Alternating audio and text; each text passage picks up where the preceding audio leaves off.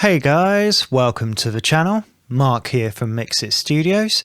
In this video I wanted to talk about the Waves Renaissance bundle and why I still think it's a great plugin bundle to have in 2021. I still use it extensively across nearly all of my mixes, so I wanted to talk a bit about the plugins and why I think they're great to have in your plugin suite. If you like this video, don't forget to give the video a like and subscribe to the channel.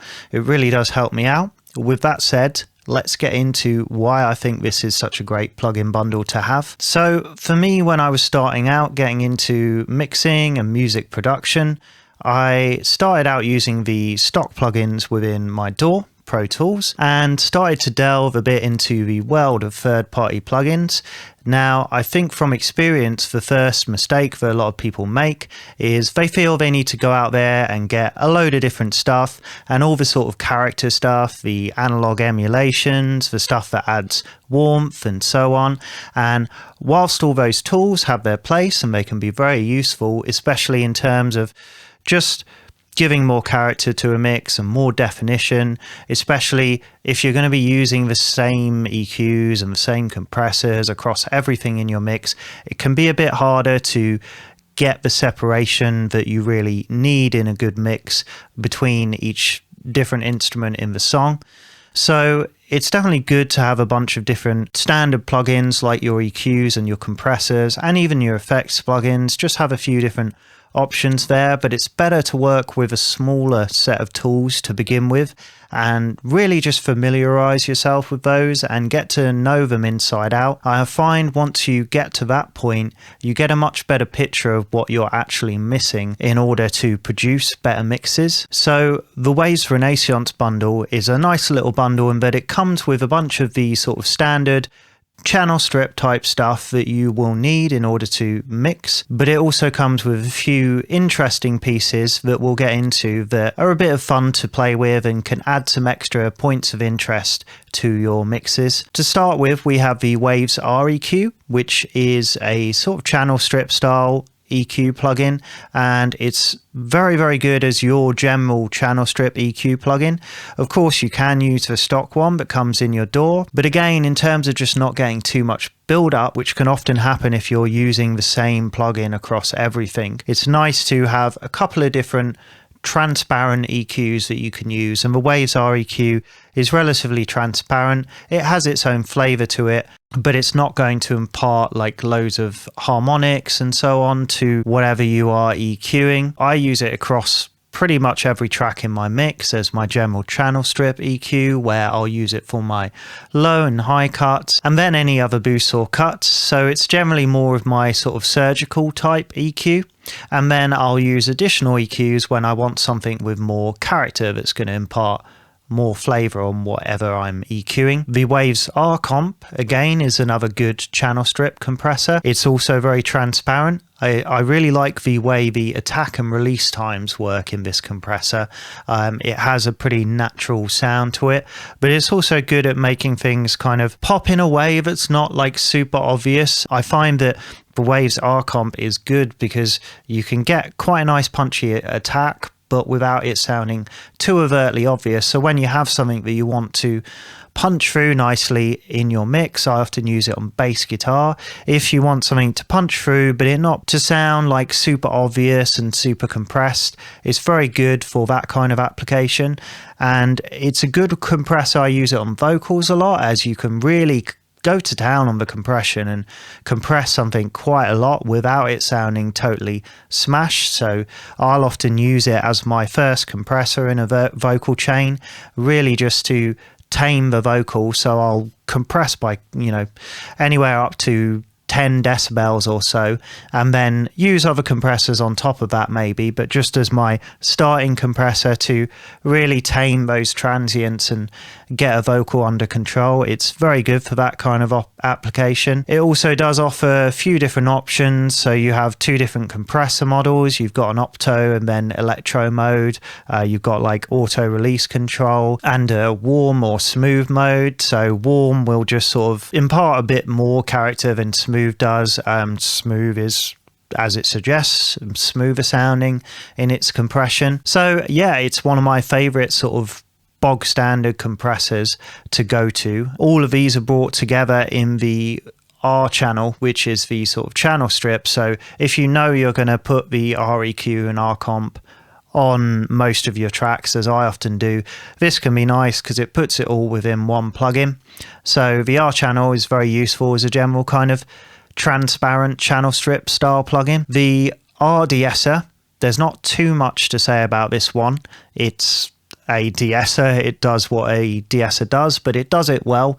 It's not necessarily going to offer you much more than maybe your stock de-esser plugin does that's in your DAW, but it's nice to have another option, and it's quite nice as it does allow you a fair amount of control over dialing in what frequency the de-esser is going to be de-essing at, and then you've got two different modes between male and female vocals. So yeah, it's a nice de-esser plugin, nothing to write home about, but it does the job well, which is what you want really. The Waves Verb is one of my favorite, again, sort of go-to bog standard reverb plugins.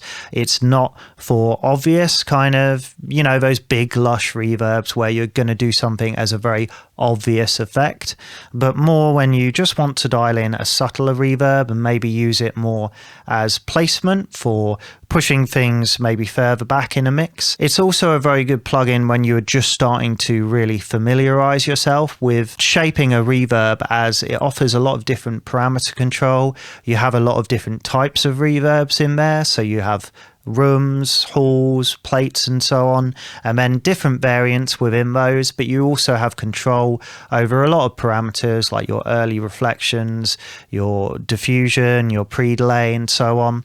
And there also is a 2-band EQ within the plugin, so just for some basic tonal shaping of the reverb, your low and high cuts to maybe make the reverb a little darker or a little lighter. You can do that within the plugin, so that's quite useful to have. So all round, I think this is a great starter reverb when you're just going to get to grips with how you can really shape a reverb and get the most of it, before then maybe branching out into other stuff that is going to give you more obvious kind of huge lush reverbs. If you're looking for that sort of thing, I would start at this point first before you really delve into that kind of stuff, as that does require a fair amount of skill depending on how busy the arrangement is to really make those kind of big lush reverbs fit well within a mix. It's better to start with just getting used to how you can use a reverb to place elements within a mix rather than using it as an obvious effect, and I think this is where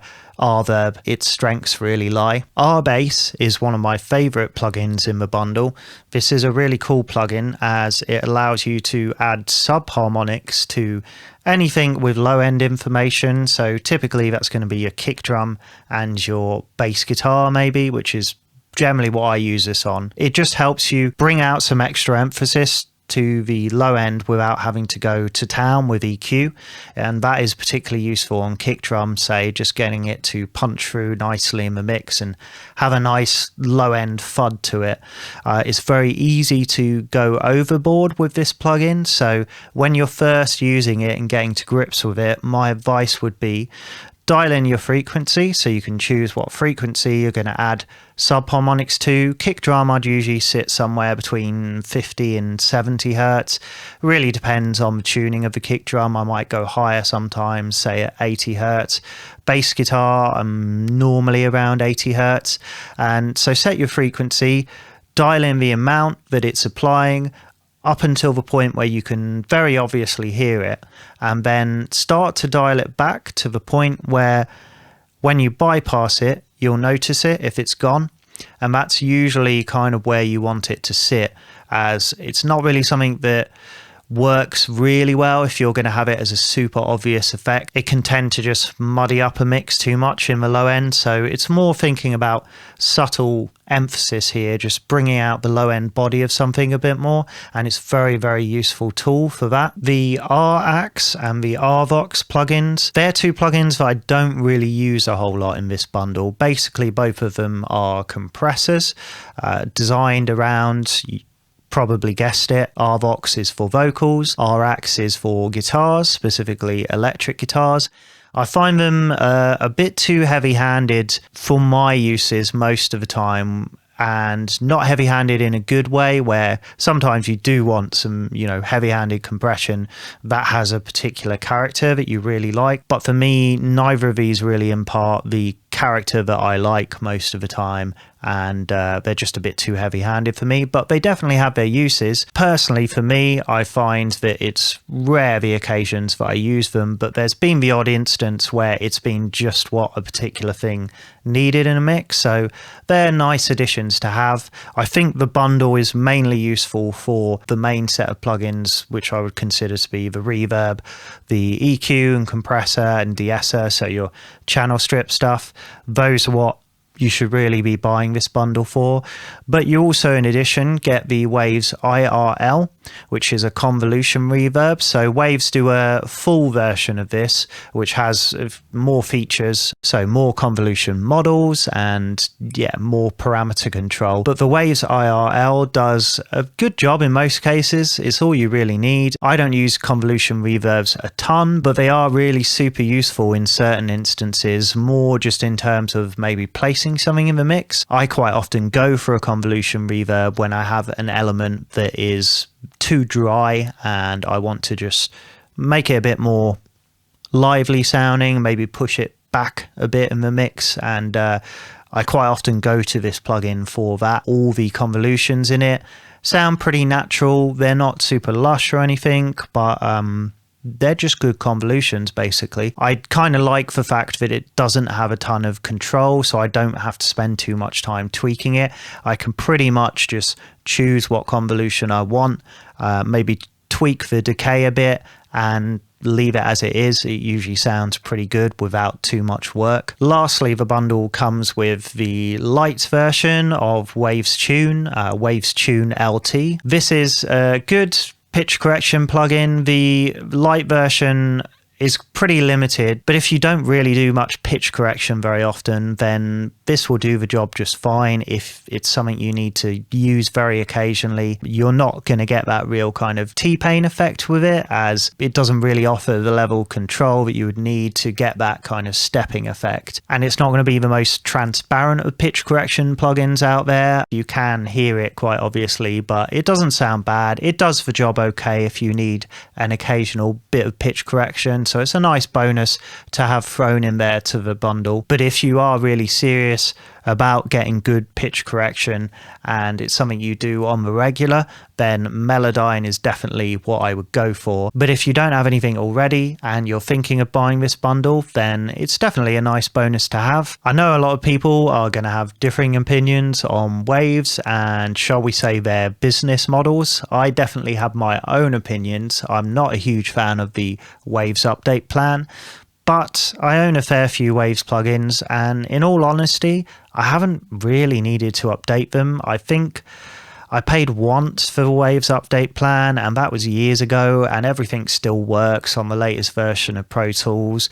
I don't think you need to worry too much about things ending up broken essentially and you being forced into a paid update. I'm still not a huge fan of the model. I believe that paid updates should really be there if it's going to add new features or something worthwhile, not just because a new version of a DAW has come out or a new OS has come out and you're essentially paying for the same thing, but it just to work with your latest configuration. I think if there are major changes in software or operating systems and it really breaks things, obviously there's a lot of work that goes into coding plugin software, so I'm somewhere in the middle of it. I think they're a little too heavy-handed with their Waves update plan and sort of making people feel the fear a bit and like they need to protect their investments, which is something that should be inclusive of buying the plugins to begin with. But yes, I don't think you need to worry too much about feeling like you're going to be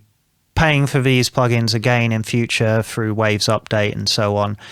Once you buy them, I've had the Waves Renaissance bundle for many years, and I think the one time I did update through Waves update plan. I didn't even really need to. So yeah, I wouldn't worry too much about that. Basically, I would recommend, as with any Waves plugin, wait till a sale comes in and get this bundle for pretty cheap. I think you should be able to get this somewhere in the realms of under £50 or so. I would not buy this plugin bundle at full price, but I would say the same for any Waves plugin. Essentially, their plugins, the sale prices to me are the actual prices because they have sales constantly. So it's kind of a business tactic that they employ. The normal prices of their plugins, even plugins that they first introduced decades ago, are still hundreds and hundreds of pounds, but are regularly on sale for under £30. So the perceived value of the plugins is definitely in the sale prices. So look for sales with Waves plugins and buy the Renaissance bundle on a sale, and you'll have a great time with it. I think whether you're more of a beginner and you're just looking to branch out into building a set of tools that you can really get familiar with, I think this is an excellent bundle for that. If you're more of a seasoned pro and you don't already own these plugins, I still think they have a lot to offer. As I say, I still use these plugins regularly. I think the plugin bundle is worth it for the RComp and the Rbase plugin alone, if you get it on sale, that is. So yeah, I would recommend these plugins. I hope you enjoyed my input on them and found it useful, and it helps you make a decision if you're interested in buying these. Give the video a like if you enjoyed it, subscribe to the channel, and I'll see you again in the next video.